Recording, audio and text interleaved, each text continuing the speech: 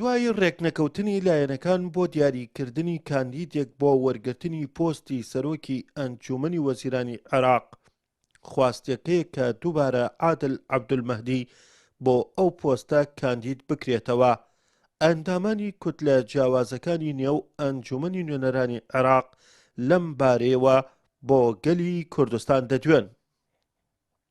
داخل القوى السياسية لەناو هێزە سیاسەکان و هەروەها کۆمەڵاتیەکان پەیاممان بۆ دێت لەبارەی پێویستی دووبارە متمانەدانەوە بە عادل عەبدولمەهدی بۆ پێکهێنانەوەی کابینەی نوێی حکوومەتی عێراق، بەڵام ئەو کارە بەمەرج.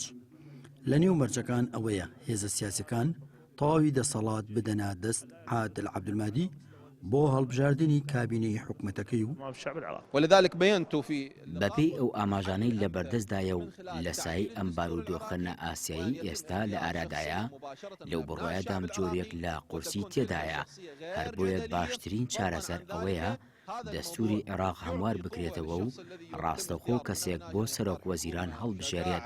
قادر على اتخاذ القرار.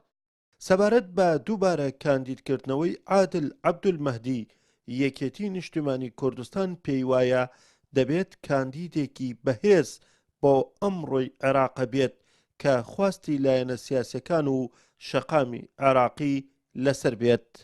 قسە لەسەر شخص نییە، ئێمە پابەند نیم بە شخصێکەوە، بەڵام بەرامانەوە گرنگە کە هەر کەسێک بێ، بەڵام کەسێک بێ کەسێکی میانڕەو بێ، کەسێک بە پابند بێ بە بنەما دەستوریەکان، کەسێک بێ کە بتوانێ دەسەڵاتی یاسا و جێبەجێکردنی یاسا و هەیبەت و شخصێتی حکوومەت بپارێزێ، کەسێک بێ بیانی دوور بێ لە مەسایلی تایفەگری و تونڕەوی و ئەوانە، کەسێکی ئەوە بێ کە بۆ ئێمە بۆ هەموو خەڵکی عێراق بە کورد و عەرەب و هەموو نەتەوەکانەوە جێگەی قبوڵ بێت. تاکو ئێستا لایەنە سیاسیەکانی عێراق نەیانتوانیوە ڕێک بکەون لەسەر کاندیدێک کە ڕەزامەندی شەقامی عێراقی لەسەر بێت.